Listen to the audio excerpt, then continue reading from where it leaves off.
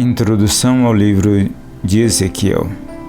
A tragédia acontece e o mundo das pessoas desmorona. Cada pessoa reage de uma maneira, mas as duas reações mais comuns são a negação e o desespero. A negação recusa-se a reconhecer a tragédia. Ela fecha bem os olhos ou olha em outra direção. Assim, ela consegue agir como se estivesse tudo bem, refugiando-se nas distrações, nas mentiras e nas fantasias. O desespero é entorpecido pela tragédia, aceitando-a como o fim do mundo.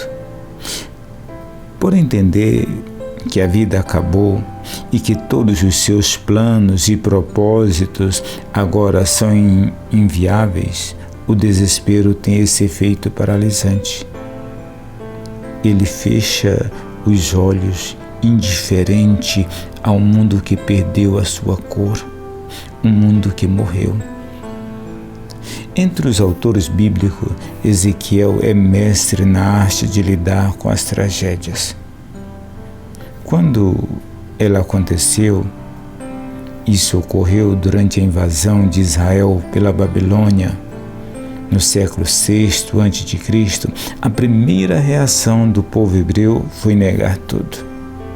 Ezequiel percebeu que estava vivendo no meio de um povo desconcertantemente parecido conosco, que obstinado se recusava a enxergar o que estava diante dos próprios olhos, o grupo da negação.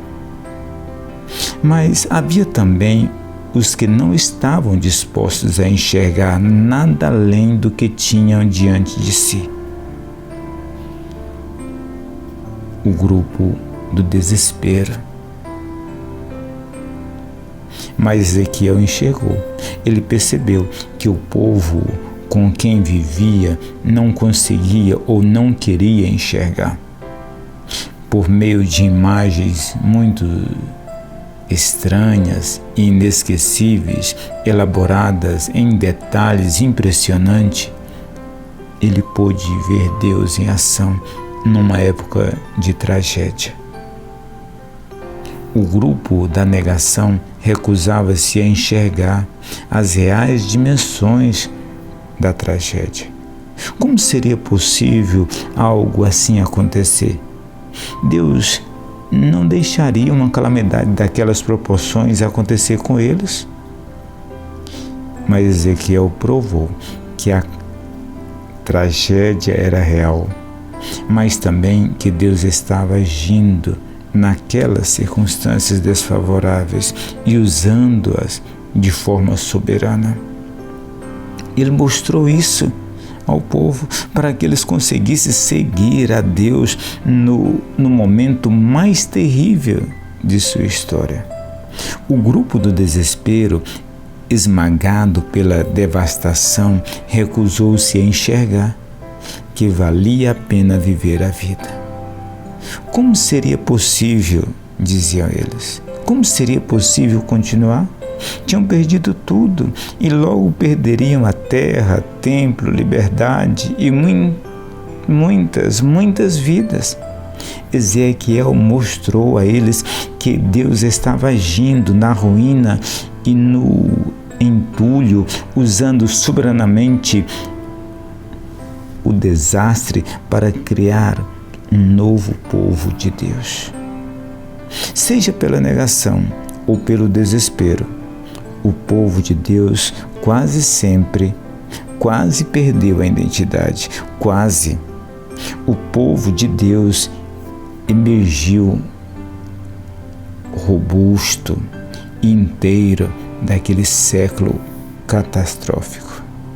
E a razão, em grande parte, foi por causa da pregação de Ezequiel.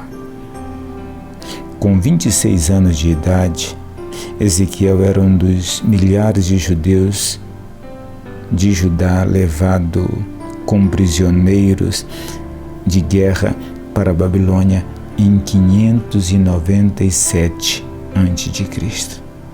Eles foram levados como um aviso para os judeus que ainda resistiam. E o aviso era: rendam-se ou enfrentarão coisas piores. Ezequiel deveria ser sacerdote, mas era um trabalho a ser executado no templo, e o templo estava em Jerusalém, a milhares de quilômetros de distância. Ele jamais veria a casa de Deus novamente. Sem casa, sem emprego, ele se deu a uma nova missão: combater a negação e o desespero. Nos primeiros 6 anos do ministério de Ezequiel, a terra natal dos prisioneiros de guerra ainda estava intacta, e muitos deles tinham a certeza de que em breve Deus daria um jeito nos babilônios e levaria o seu povo de volta para casa. Isso era a negação. Outros estavam certos de que Deus, se houvesse um Deus, os havia abandonado. Esse era o grupo do desespero. Quando a notícia de que Jerusalém havia sido demolida, chegou na Babilônia, o desespero reinou por algum tempo. 593 a 571 a.C. Daniel, que foi levado como prisioneiro para a Babilônia cerca de 8 anos antes, estava terminando seus estudos para ingressar na burocracia babilônica quando Ezequiel chegou. Jeremias era muito mais velho, ainda estava em Jerusalém, tentando evitar a tragédia que ele e Ezequiel sabia ser inevitável. A distante China provavelmente testemunhou o nascimento de Lao Tse nessa época. Ele escreveu o Tao Te Ching, e uma filosofia hoje chamada taoísmo. Ele insistia que seus seguidores fossem virtuosos, o que seria obtido por meio de intensas experiências de unidade com a natureza e todas as coisas.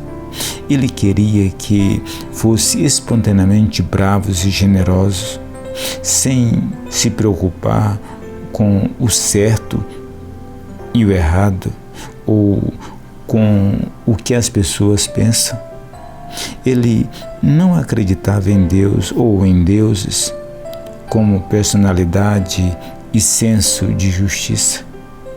Os taoístas amavam o paradoxo. Segundo uma história taoísta clássica, um homem sonhava que era uma borboleta, e quando acordava se perguntava se era um homem que sonhava ser uma borboleta ou a borboleta que sonhava ser um homem. Dr. Eugene Peterson. Introdução ao livro de Ezequiel, contida na Bíblia, a mensagem.